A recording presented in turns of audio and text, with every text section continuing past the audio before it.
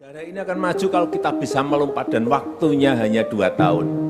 Bagaimana yang paling sulit memang bagaimana menyiapkan talenta digital dalam jumlah yang besar, mendatangkan mentor-mentor yang berkualifikasi yang baik.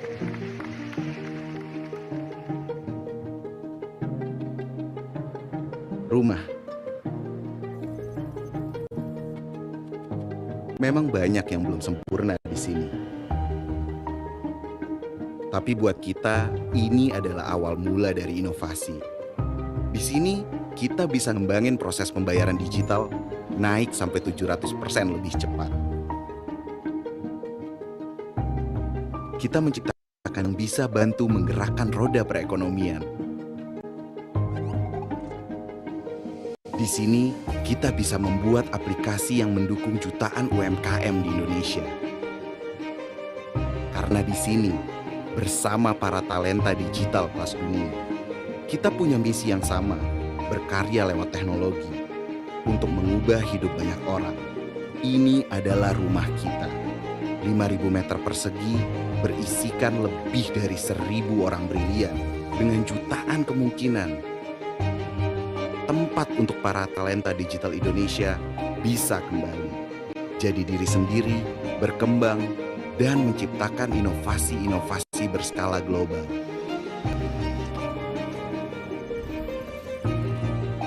Ini rumah kita, C-Labs Indonesia.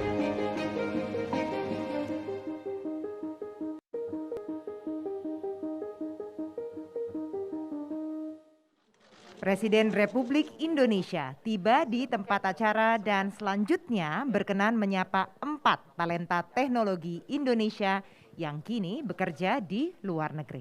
Oke, di sini sekarang sudah terhubung 4 talenta digital kita, Pak. Di sini ada Pak Ainun Najib. Halo Pak Ainun Najib. Ada Feni Joanna dari US, ada Hairuni Aulia dari UK, juga ada Rangga dari Singapura, Pak. Mungkin silakan Bapak untuk berbincang-bincang dengan keempat engineer kita. Silakan Pak. Selamat pagi. Selamat pagi Pak, Assalamualaikum. Salam. Saya ke Feni dulu, Feni. Ke Feni. Ini saya baca profilnya Feni ini bagus sekali ya, lulusan Stanford University, benar? Ya Pak. Prestasi yang luar biasa bisa menjadi alumni di kampus ini, saya kira bagus. Dan ini saya mau tanya gini, bisa enggak kita membuat ekosistem di Indonesia supaya para talenta digital ini betah dan mau berkreasi untuk tanah air? Menurut saya bisa banget Pak. Menurut saya apa yang bisa membuat digital di Amerika itu berkembang banget adalah sinergi yang bagus antara pendidikan dan perusahaan-perusahaan teknologi, dan mereka supaya bisa bekerja bersama untuk membangun digital talent di Indonesia. Menurut saya yang bikin orang-orang betah adalah produktivitas dan juga kultur teknologi yang bagus banget di Amerika Serikat. Dan menurut saya best practices itu adalah sesuatu yang bisa dibangun dengan banyaknya orang-orang yang belajar di luar negeri atau kembali untuk membawa kultur itu ke Indonesia juga. Jadi konkretnya apa? Apa yang perlu dilakukan oleh pemerintah? Konkret apa? Menurut saya Pak, yang pertama adalah memberikan insentif buat anak-anak muda untuk bisa melakukan magang atau bisa melakukan magang bisa di perusahaan di dalam negeri atau di luar negeri, dan juga memberikan insentif buat orang-orang untuk melakukan riset-riset lebih sewaktu mereka lagi di universitas. Oke. Yeah. Jadi itu membuat mereka bisa melihat ke depan juga.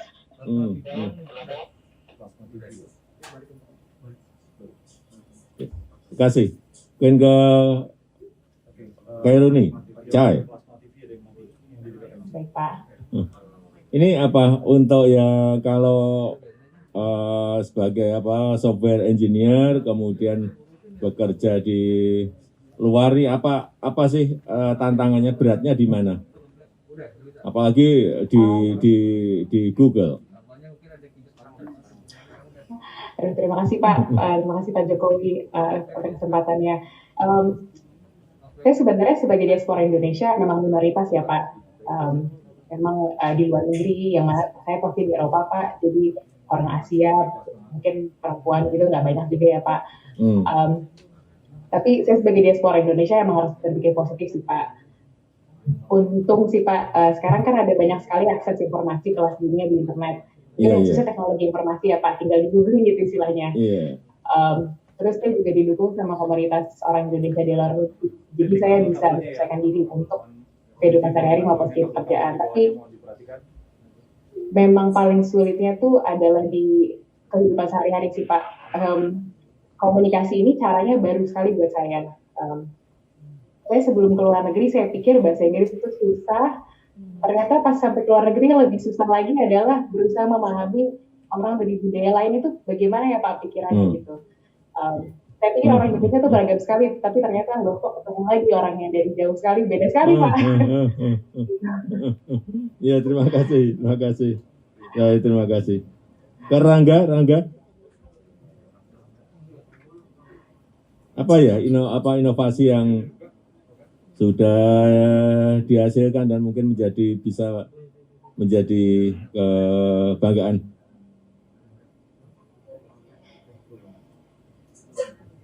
yang diakui gitu ya.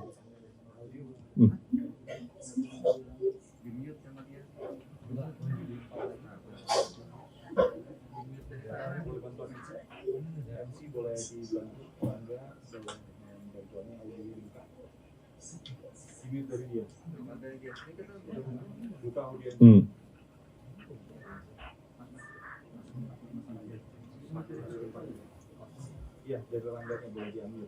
Boleh mohon izin, Rangga dari MC. Iya.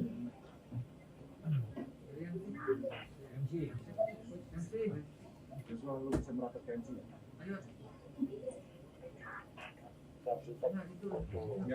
Enggak boleh beli tas atas lapis. Halo. Mendingan. Ini Rangga, sepertinya ini Rangga ke mute ya. Dari sana kita nggak mendengar suara Rangga, mungkin Rangga bisa tes lagi. Halo? Iya, ini sepertinya Rangga ke mute ini. Mungkin coba dites lagi suaranya. Mungkin Bapak bisa langsung ke Ainun aja Pak, ke Pak Ainun mungkin. Enggak? Iya, coba ke Asainun, Najib. Ini saya udah kenal lama. Assalamualaikum. Waalaikumsalam. Turut berduka cita Pak atas wafatnya Pak Dino. Ya, kasih. Enggak, saya mau tanya gimana sih agar Cai, Feni, Rangga, termasuk Ainun juga mau pulang ke Indonesia. Nggih. Kuncinya dua mawon Pak. Kuncinya dua. Opportunity dan stability. Opportunity ini tentu Indonesia punya banyak sekali opportunity sebagai satu dari pemain besar di market terbesar ketiga di dunia, Southeast Asia. Nah, stability ini mungkin yang agak tricky. Jadi ada yang mungkin karena pertimbangan keluarga, ada yang pertimbangan stabilitas karir. Terus kalau saya pribadi itu pertimbangan pendidikan anak-anak gitu. Gak mau kalah dengan putra-putra jenengan Pak sekolah di Singapura juga gitu. Ini terus juga healthcare. Alhamdulillah ada BPJS di Indonesia itu luar biasa. Ya, jadi stability itu yang mungkin masih perlu diperbaiki di Indonesia. Sementara itu kami diaspora ini sebetulnya punya peran juga Pak, walaupun jauh. Menurut saya ada 3 perannya kami. Yang pertama itu inspirasi atau referensi. Jadi menjadi benchmark buat teman-teman yang di Indonesia, terutama yang lebih muda, talenta yang lebih muda. Terus yang kedua advokasi, jadi bisa memberikan advice dari jauh gitu, untuk teman-teman yang di Indonesia. Nah yang ketiga eksekusi. Eksekusi pun bisa dari jauh, Pak, dan kami juga sering melakukan inisiatif-inisiatif yang dilakukan bersama-sama oleh teman-teman diaspora. Misalnya kawal-kawalan itu kan sebetulnya semuanya anak-anak diaspora juga yang cinta tanah air, walaupun fisiknya tidak bisa kembali, hatinya selalu bersama Indonesia. Ya, dan saya optimis sekali, Pak. Saya optimis sekali Indonesia ini sudah kodratnya menjadi talenta teknologi yang terbesar, setidaknya keempat di dunia. Karena Indonesia ini bangsa yang besar, terbesar keempat. Yang pertama China sudah jelas salah satu dari AI superpowers. India juga sangat jelas menguasai, bahkan diaspora India menjadi pimpinan-pimpinan tertinggi perusahaan teknologi dunia. Amerika jelas pionir dan pemimpin terdepan dalam teknologi. Nah, yang keempat ini kursinya dipersilahkan untuk Indonesia ini, karena kita bangsa terbesar keempat. Saya rasa hanya soal waktu. Yang perlu dilakukan untuk jangka panjang, baik dilakukan oleh Mas Menteri Nadiem dengan Merdeka Belajar jangka panjang, semoga bisa terus dipertahankan. Seperti misalnya Vietnam itu investasi pendidikannya sudah sejak tahun 60-an, Pak. Gifted schools, sekolah untuk anak-anak yang jenius. Itu di setiap provinsi di Vietnam itu ada. Dan di Indonesia saya bahkan nggak tahu tuh ada sekolah untuk jenius di mana. Kalau sekolah untuk talenta terbaik militer ada, sekolah untuk talenta terbaik negeri juga ada. Gitu. Tapi untuk sekolah untuk anak-anak yang memang jenius belum ada. Nah, Vietnam ada puluhan, Pak. Sejak tahun 60-an dibangun. Nah, ini yang mungkin membuat saat ini kita walaupun populasinya lebih dari 2 kali lipat Vietnam, untuk Asia Tenggara mereka masih berada di depan kita. Jadi semoga bisa berakselerasi lagi untuk mengambil alih, bukan hanya melebihi Vietnam, tapi mengambil kursi yang sudah kodrat miliknya Indonesia itu, yaitu tertinggi keempat di dunia. Insya Allah. Iya, ini potensi digital Indonesia itu diperkirakan di tahun 2030 mencapai 4.531 triliun rupiah. Kan gede sekali ini. Gede sekali. Dan perkiraan hitung-hitungan itu saya kira nggak meleset jauh-jauh lah. Jadi harapan saya pulang semua aja lah. Pulang. Di sini kan sudah banyak sekarang, ada opportunity, perusahaan-perusahaan gede di sini ada semuanya. Ya, saya rasa itu. Terima kasih semuanya. Selamat bekerja, terima kasih. Selanjutnya mohon berkenan Presiden Republik Indonesia memberikan sambutan dilanjutkan dengan penekanan touch screen sebagai tanda peresmian SEALABS Indonesia. Dimohon berkenan mendampingi Menteri Sekretaris Negara, Menteri Pendidikan, Kebudayaan, Riset dan Teknologi, Menteri Koperasi dan Usaha Kecil dan Menengah, C Chairman and Group CEO, and also Chief Operating Officer C. Bismillahirrahmanirrahim. Assalamualaikum warahmatullahi wabarakatuh. Selamat pagi, salam sejahtera bagi kita semua. Yang saya hormati para Menteri Kabinet Indonesia Maju, yang saya hormati Chairman dan CEO C, Mr. Forrest Lee, yang saya hormati COO C, Bapak Yigang, yang saya hormati Direktur and Head Country C Indonesia, Ibu Kiki Hapsari, para talenta digital, hadirin dan undangan yang berbahagia. Sudah berkali-kali saya sampaikan bahwa kita memiliki potensi yang besar dalam ekonomi digital. Potensi ekonomi digital Indonesia ini di tahun 2025 diperkirakan 146 miliar US dollar. Dan kontribusi ekonomi digital Indonesia diproyeksikan naik 8 kali di tahun 2030, yaitu di angka 4.531 triliun rupiah. Ini sebuah angka yang sangat besar sekali. Dan seluruh sektor digital juga mengalami pertumbuhan 2 digit di tahun 2021. Tapi yang saya tidak ingin adalah Indonesia hanya menjadi pasar saja. Indonesia juga harus menjadi pemain. Oleh sebab itu, ekosistem yang kondusif harus kita bangun bersama-sama. Dan digital talent kita yang kita miliki yang ada di luar memang harus kita undang untuk kembali ke tanah air. Digital talent baik di bidang AI, di cloud computing, di digital design, di digital marketing, di blockchain. Saya kira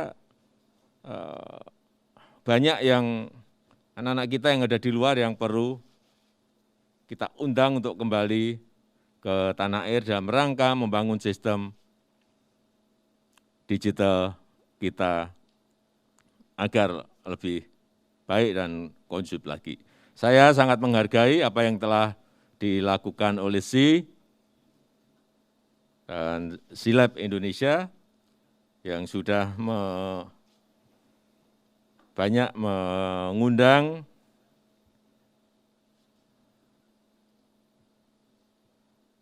digital talent kita untuk kembali ke tanah air. Tadi saya dibisiki oleh Bapak Yigang, Bu Kiki, sama Pak Forestly, tahun 2023 akan diundang kira-kira 1.000 yang bisa masuk ke 1.000 orang yang bisa kembali ke Indonesia untuk masuk di SI maupun di SILAB Indonesia. Saya kira ini saya harus mengatakan apa adanya, saya sangat menghargai upaya-upaya seperti ini. Saya rasa itu yang bisa saya sampaikan pada kesempatan yang baik ini. Kita harapkan bahwa perkembangan ekonomi digital ini bisa juga memicu pemasaran produk-produk UMKM yang seperti tadi saya lihat dan memberikan kontribusi bagi pertumbuhan ekonomi yang inklusif, yang merata dan berkeadilan. Dan dengan mengucap Bismillahirrahmanirrahim, SILAB Indonesia pagi hari ini saya